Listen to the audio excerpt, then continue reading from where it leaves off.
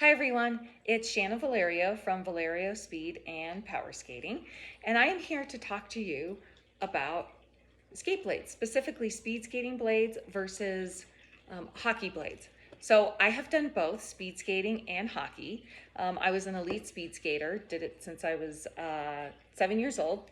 Took a little bit of a break to play club hockey at the University of Denver. Went back to speed skating and eventually found myself back in hockey. And now obviously I'm coaching skating.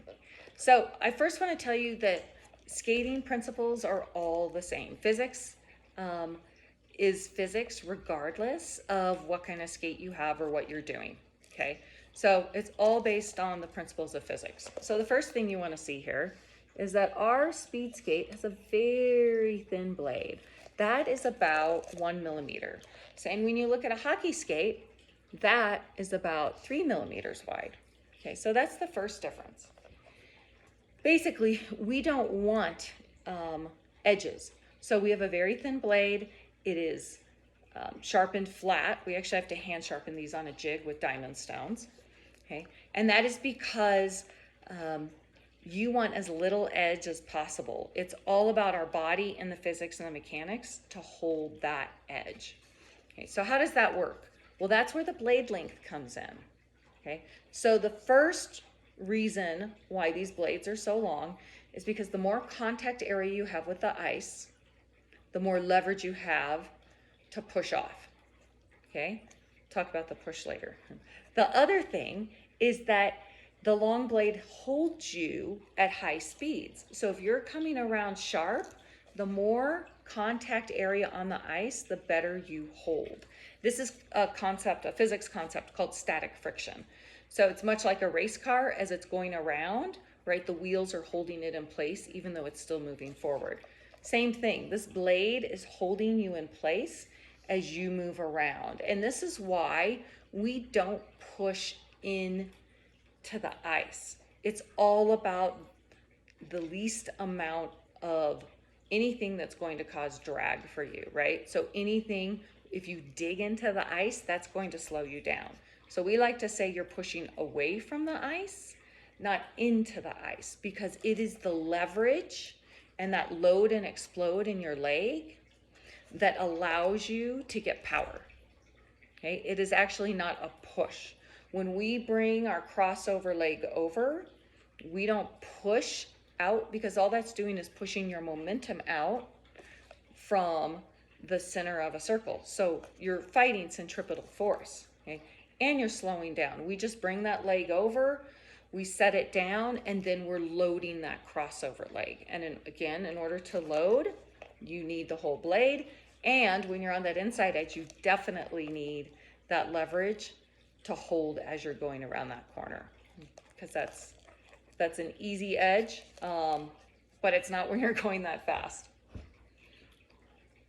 So hockey skates, right, much shorter, because even though we are going fast, we need agility.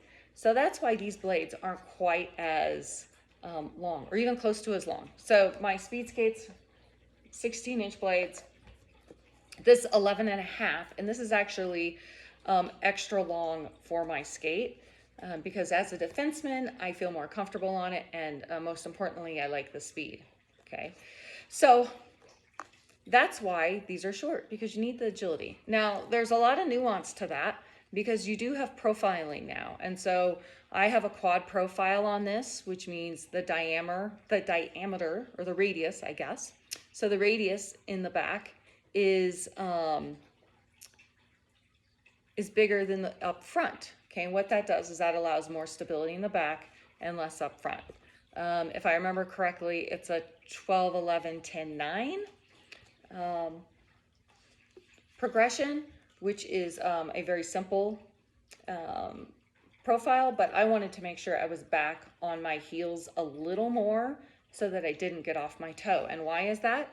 Because when you push off your toe, right, you're not getting your entire blade on the ice, and that means you're not getting as much speed. So that is why you don't want to use your toe.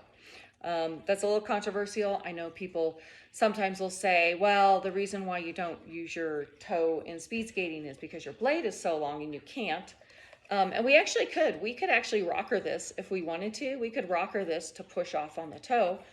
But as I said, you want as much blade on the ice as possible all the time because it holds you more and it gives you more power.